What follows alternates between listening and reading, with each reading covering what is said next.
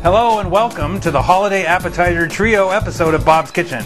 It's actually episode number 31, but every year, the day after Thanksgiving, I make up the appetizers. This year, we have single bite meatloaf sandwiches, sun-dried tomato palmiers, and individual miniaturized chicken Alfredo. They're really easy, and we're here in Jeff and Sean's kitchen finishing them up, but I started them up earlier in the day, and this is how it goes. Our first appetizer today is the open face meatloaf sandwich. We're starting with that one because it takes just a little more prep than the other two recipes. We're going to make a traditional meatloaf with half a pound of ground pork, half a pound of ground chuck, ground hamburger. We're going to add to that our dry ingredients, which is mostly herbs and spices, thyme, marjoram, salt and pepper, garlic powder, and a few other things. Our binder today is panko breadcrumbs. Panko is just Japanese style breadcrumbs you can pick up at any store, and we're going to bind it together with just 2 tablespoons of milk so that this is a nice, thick, firm meatloaf. We're going to cook the meatloaf off and serve it with a red pepper sauce. Really easy, and it's a fantastic dish. The first step is adding 2 tablespoons of milk to our panko breadcrumbs, and we're going to leave this to set and soak in while we're putting our dry ingredients and making the rest of the recipe up. So we'll mix our dry ingredients together. Again, all these spices are laid out at the recipe at bobscooking.com. There's garlic powder and marjoram and, well, a bunch of stuff. And we're just going to add those dry ingredients and massage them into the beef by hand.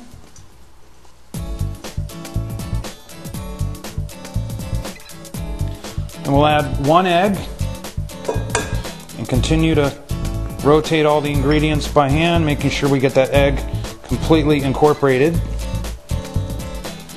So here's our panko, and it's just been soaking for a minute in that milk, and you can see how it's binding up and clumping, and that's exactly what we want. And we're going to add it to our beef.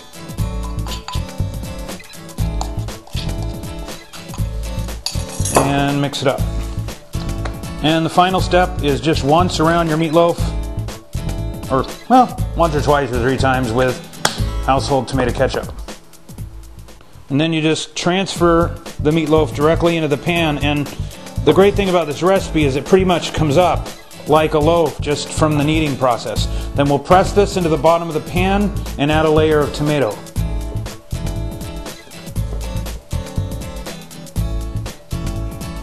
And there's your meatloaf. We're going to put this in a 350 degree oven for 45 minutes. Keep an eye on it because it is a little smaller than your average meatloaf because we're going to cut it up. But keep an eye on it to make sure it doesn't catch. But 45 minutes should do it. And now we're going to make our tomato red pepper sauce. One of the things we discovered on the camera is it has a little toy that lets it record at twice speed. So we didn't get any audio in this section, so I'm putting it in post-production.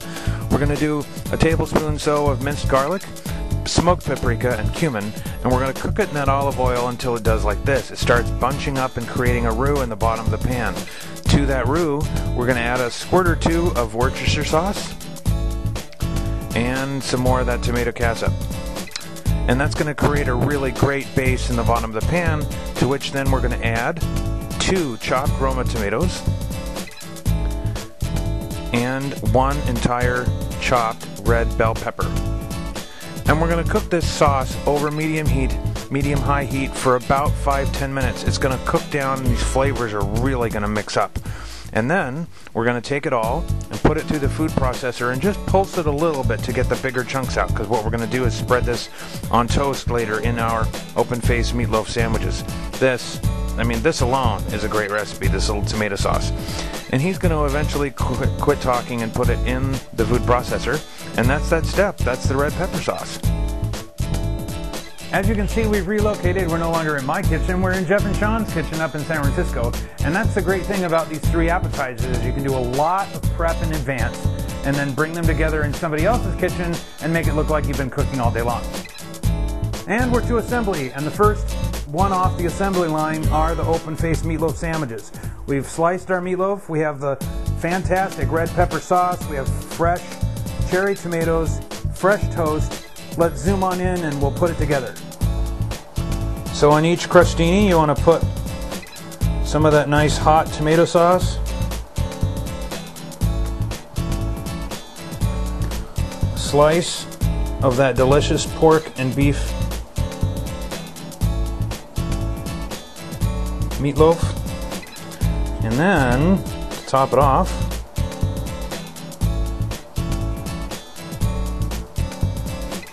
cherry tomato and in. Our second appetizer today is a fantastic Savory Palmiers. Now, Palmiers are known at the bakery as an elephant ear. They're usually done with sugar and puff pastry.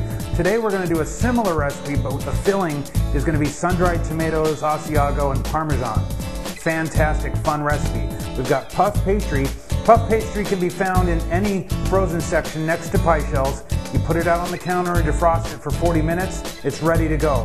We're going to make pesto in the food processor with sun-dried tomatoes, 5 cups of fresh basil, olive oil, a little bit of salt. Great, easy recipe. Let's get started. Fresh basil is the key of the recipe. We want 5 pounds of it because we're going to pack it down and run it in the food processor. Then we're going to add 2 cups of sun-dried tomatoes, a pinch of salt, and a 1.5 cups of olive oil. So you're just going to do in several batches, chop up this basil.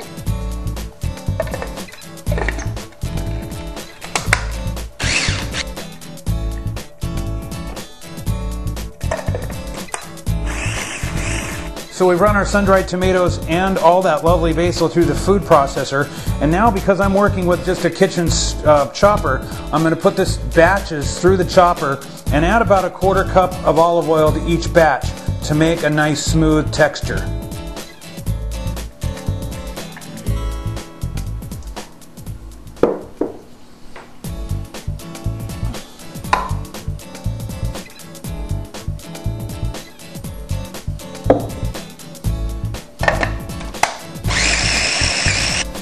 So here's our basil and sun-dried tomatoes after we've added the olive oil and run it through the food processor. We're going to add just a little bit of kosher salt, and then we're going to mix in 2 cups of cheese, and this is a cup of Asiago and a cup of Parmesan. We'll stir that together and we'll add it to our filling. So now's the fun part, getting our puff pastry all together. The puff pastry's been sitting out for 40 minutes, and you want to unfold it on a lightly floured surface. And then we're going to spread our topping over it. So what we're going to do is spread out our filling all the way to the edges, because every single piece of this is going to be one of our Palmiers. Just gently press it into the dough, and we're going to flour our fingers and fold this in. So the key to this is to fold it in once, twice, then fold it in towards one another, so one more fold on each side, patting it down as we go, so that when we fold it together it touches. Then we'll fold the whole thing together. So the great thing about these Palmiers is that you can make the dough in advance like we're going to. You want to wrap it tightly in plastic wrap and put it back in the freezer until you're ready to use it. The next step in making our Palmiers is getting them cut and put on a foil-lined baking pan. We're going to cut these in about a little larger than 1/4 inch pieces all the way down, and then line them on the pan.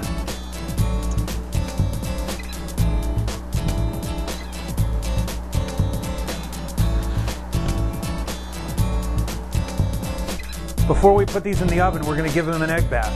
We took a single egg, diluted it with water, and whipped it up. And we're just going to bathe each of these with a little bit of egg so they cook up nice and golden brown, like this.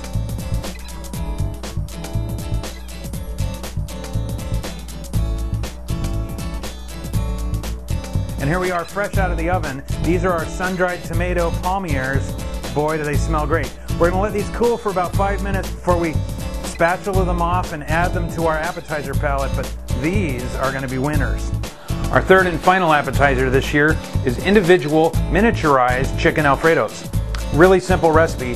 What I have here is some pre-cooked jumbo shell pasta, about 8 ounces of store-bought Alfredo, shredded Parmesan, and a couple of pounds of cubed chicken breast. Now what I did was I cooked it, browned it in olive oil and smoked paprika.